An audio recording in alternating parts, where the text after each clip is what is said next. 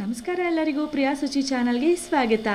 ನಾನಿವತ್ತು ಎಲ್ಲರೂ ಇಷ್ಟಪಡುವಂಥ ಒಂದು ಸಿಹಿ ತಿಂಡಿಯ ರೆಸಿಪಿಯನ್ನು ತೋರಿಸ್ತಿದ್ದೀನಿ. ಅದು ಯಾವುದಂದರೆ ಹಾಲಿನ ಗಿಣ್ಣ.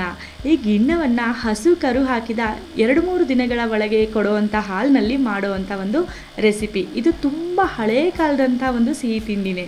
ಇದು ಎಷ್ಟೇ ಹಳೇದಾದರೂ ಇದನ್ನು ಯಾವಾಗಲೇ ಕೊಟ್ಟರು ಎಲ್ಲರೂ ತುಂಬಾ ಇಷ್ಟಪಟ್ಟು ತಿಂತಾರೆ.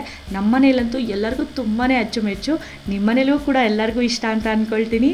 ಆದರೆ ಹೊಸದಾಗಿ ಈಗ ಟ್ರೈ ಮಾಡ್ತಿರೋರಿಗೆ ಇದು ಹೇಗೆ ಮಾಡೋದು ಅನ್ನೋ ಸರಿಯಾದ ವಿಧಾನ ಗೊತ್ತಿರಲ್ಲ. ಹಾಗಾಗಿ ಅವರಿಗೋಸ್ಕರ ನಾನೊಂದು ಸರಳವಾದ ವಿಧಾನದಲ್ಲಿ ತೋರಿಸ್ತಾ ಇದ್ದೀನಿ. ಈ ಗಿಣ್ಣ ಮಾಡೋದಕ್ಕೆ ನಾವು ಗಿಣ್ಣದ ಹಾಲು ಬಿಟ್ಬಿಟ್ಟು ಸಪ್ರೇಟಾಗಿ 1 ಲೀಟರ್ನಷ್ಟು ಫುಲ್ ಫ್ಯಾಟ್ ಮಿಲ್ಕ್ನ ನೀವು ತೊಗೊಳ್ಬೇಕಾಗುತ್ತೆ. ಅಂದರೆ ನಂದಿನಿದು ಆರೆಂಜ್ ಕಲರ್ ಪ್ಯಾಕೆಟ್ ಹಾಲನ್ನ ನೀವು 1 ಲೀಟರ್ನಷ್ಟು ಪ್ರಮಾಣದಷ್ಟು ತೊಗೊಂಡ್ರೆ ಸಾಕಾಗುತ್ತೆ. 1 ಕಪ್ ಗಿಣ್ಣದ ಹಾಲಿಗೆ 1 ಲೀಟ್ರ್ ಹಾಲು ಬೇಕಾಗುತ್ತೆ. ಹಾಲು ಹಾಕಿದ್ಮೇಲೆ ಇದರಲ್ಲಿ 1 ಕಪ್ನಷ್ಟು ಬೆಲ್ಲ ಹಾಕ್ಕೊಳ್ತಿದ್ದೀನಿ. ಅಂದರೆ ಸುಮಾರು 200 ಗ್ರಾಮ್ನಷ್ಟು ಬೆಲ್ಲ ಇದೆ. ಈ ಬೆಲ್ಲವನ್ನು ಹಾಲಿನಲ್ಲಿ ಚೆನ್ನಾಗಿ ಕರಗಿಸ್ಕೊಳ್ಬೇಕು. ಆರೆಂಜ್ ಕಲರ್ ನಂದಿನಿ ಪ್ಯಾಕೆಟ್ನ 1 ಲೀಟರ್ ಹಾಲಿನಲ್ಲಿ 200 ಗ್ರಾಮ್ನಷ್ಟು ಬೆಲ್ಲವನ್ನು ಚೆನ್ನಾಗಿ ಕರಗಿಸ್ಕೊಳ್ಬೇಕು. ಕರಗಿಸಿದ ನಂತರ ಇದನ್ನು ನಾವು ಶೋಧಿಸ್ಕೊಳ್ಬೇಕು. ಯಾಕೆಂದರೆ ಬೆಲ್ಲದಲ್ಲಿ ಕಸ ಕಡ್ಡೆ ಇರುತ್ತೆ. ಹಾಗಾಗಿ ಹಾಲನ್ನು ಚೆನ್ನಾಗಿ ಶೋಧಿಸ್ಕೊಂಡ್ಬಿಡೋಣ. ಶೋಧಿಸಿ ಆದಮೇಲೆ ಈಗ ಬೆಲ್ಲ ಕೂಡ ಕರಗಿಬಿಟ್ಟಿದೆ ಹಾಲಿನಲ್ಲಿ. ಈಗ ನಾವು ಇದರಲ್ಲಿ ಗಿಣ್ಣದ ಹಾಲನ್ನು ನಾವು ಹಾಕ್ಕೊಳ್ಬೋದು. ಇದನ್ನು ಗಿಣ್ಣದ ಹಾಲು, ಗೀಬ್ನ ಹಾಲು ಅಂತ, ಕೊಲೆಸ್ಟ್ರಾಲ್ ಮಿಲ್ಕ್ ಅಂತ ಎಲ್ಲ ಕರೀತಾರೆ. ನೀವು ಹಾಕ್ಕೊಳ್ಬೋದು. ನಿಮ್ಮ ಹತ್ರ ಗಿಣ್ಣದ ಹಾಲಿನ ಪುಡಿ ಇದ್ದರೆ ಅದನ್ನು ಕೂಡ ಈ ಟೈಮ್ನಲ್ಲಿ ಹಾಲಿನ ಜೊತೆ ಮಿಕ್ಸ್ ಮಾಡಿ ಈ ಥರ ನೀರು ಥರ ಮಾಡಿ ನೀವು ಹಾಕ್ಕೊಳ್ಬೋದು. ನೋಡಿ, ನಾನು ಹಸುವಿನ 2ನೇ ದಿನದ ಹಾಲನ್ನು, ಗಿಣ್ಣದ ಹಾಲನ್ನು ಹಾಕ್ಕೊಳ್ತಾ ಇದ್ದೀನಿ. ಇದನ್ನು ಚೆನ್ನಾಗಿ ಮಿಕ್ಸ್ ಮಾಡ್ಕೊಳ್ಳೋಣ ಹಾಲಿನ ಜೊತೆಗೆ. ಮಿಕ್ಸ್ ಮಾಡಿದ ನಂತರ ಏನು ಮಾಡಬೇಕಂದ್ರೆ ಇದನ್ನು ನಾನು ಸಪ್ರೇಟಾಗಿ 2 ಪಾತ್ರೆಯಲ್ಲಿ ಹಾಕ್ಕೊಳ್ತಾ ಇದ್ದೀನಿ.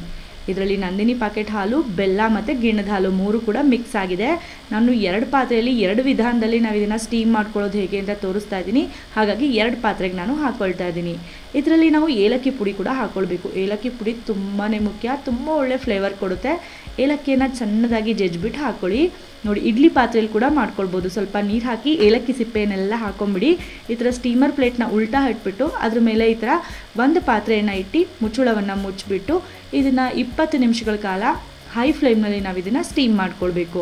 ಹಾಗೆಯೇ ಇನ್ನೊಂದು ವಿಧಾನ ಹೇಗೆಂದರೆ, ಒಂದು ದೊಡ್ಡ ಕುಕ್ಕರ್ ತೊಗೊಳ್ಳಿ, 1 ಲೋಟ ಅಷ್ಟು ನೀರು ಹಾಕ್ಕೊಳ್ಳಿ.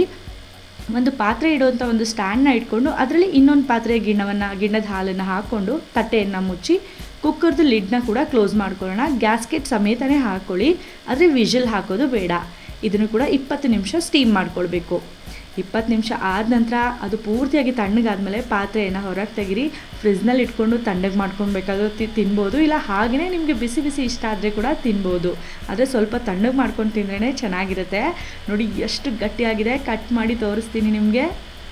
ನೋಡಿ ಎಂಥ ದಪ್ಪ ದಪ್ಪ ಸ್ಲೈಸಸ್ ಬರ್ತಾ ಇದೆ ಅಂತ. ಎಷ್ಟು ಗಟ್ಟಿಯಾಗಿ ಆಗಿತ್ತು ಅಂದರೆ ನಿಜವಾಗ್ಲೂ ಸೂಪರಾಗಿ ಆಗಿತ್ತು.